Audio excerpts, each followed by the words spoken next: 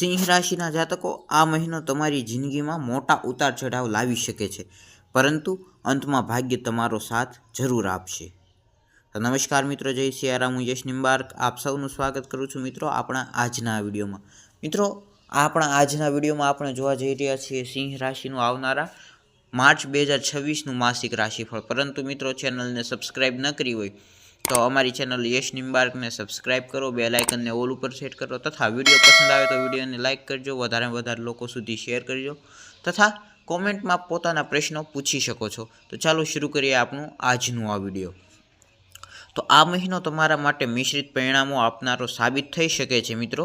ગ્રહોની સ્થિતિ મુજબ કેતુ પહેલા ભાવમાં, રાહુ 7મા ભાવમાં અને શનિ 8મ ભાવમાં તેમજ ગુરુ એકાદશ ભાવમાં આખો મહિનો વિરાજમાન રહેશે. ખાસ કરીને 11 તારીખે ગુરુ માર્ગી બનશે, જે તમારી આવક અને લાભમાં વધારો કરવાની સંભાવનાઓ દર્શાવે છે. મહિનાની શરૂઆતમાં સૂર્ય, મંગળ, બુધ અને શુક્ર રાહુ સાથે 7મા ભાવમાં રહેશે, જેના કારણે સંબંધો અને ભાગીદારીના વિષયોમાં મહત્વપૂર્ણ બદલાવ જોવા મળી શકે છે મિત્રો. 2 તારીખે શુક્ર 8મ ભાવમાં અને સૂર્ય 15 તારીખે 8મ ભાવમાં પ્રવેશ કરશે, જે જીવનમાં અચાનકની પરિસ્થિતિઓ ઊભી કરી શકે છે મિત્રો. કારકિર્દીના દૃષ્ટિકોણથી આ મહિનો થોડો ઉતાર ચઢાવથી ભરેલો રહી શકે છે તથા 10મા ભાવનો સ્વામી શુક્ર શરૂઆતમાં 7મા ભાવમાં અને પછી 8મ ભાવમાં શનિ સાથે રહેવાના કારણે કામમાં દબાવ અને પડકારો વધી શકે છે મિત્રો. વિદ્યાર્થીઓ મિત્રો માટે વાત કરીએ તો વિદ્યાર્થીઓ માટે આ મહિનો સારો રહેવાની સંભાવનાઓ છે. ધ્યાન અને મહેનતનું સારું પરિણામ મળશે આપને. ત્યારબાદ પારિવારિક જીવનનું જોઈએ તો પારિવારિક જીવનમાં થોડી ઉથલ-પુથલ રહેવાની શક્યતાઓ છે મિત્રો, કારણ કે મંગળ આખો મહિનો 7મા ભાવમાં રહેશે, જે ઘરેલું વાતાવરણમાં તણાવ ઊભો કરી શકે છે મિત્રો.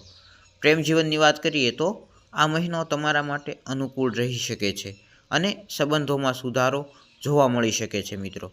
ત્યારબાદ આર્થિક પરિસ્થિતિની જો વાત કરવામાં આવે તો આર્થિક દ્રષ્ટિએ મહિનાની શરૂઆતમાં સારા સમાચાર આવી શકે છે મિત્રો. એકાદશ ભાવમાં ગુરુ તમારી આવકમાં વૃદ્ધિ કરશે અને શનિ 8મ ભાવમાં બેસીને મુશ્કેલ પરિસ્થિતિઓમાંથી બહાર નીકળવામાં મદદરૂપ બનશે.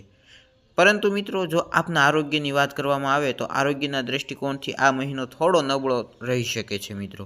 તમારી રાશિમાં કેતુ વિરાજમાન હોવાના કારણે માનસિક તણાવ અને ચિંતા વધવાની સંભાવનાઓ છે, જેથી ધ્યાન અને આરામ પર ધ્યાન રાખવું એ ખૂબ જ જરૂરી રહેશે મિત્રો. તો મિત્રો, આ તો આપણું આજનો આ વિડીયો. જો તમે આવા જ સચોટ અને સરળ રાશિફળ જાણવા માગો છો તો અમારા વિડીયોને લાઇક કરો તથા ચેનલને સબસ્ક્રાઈબ કરો અને બેલ આઇકનને જરૂરથી દબાવજો. તો ફરી મળીએ નવા વિડીયોમાં. ત્યાં સુધી જય સિયારામ.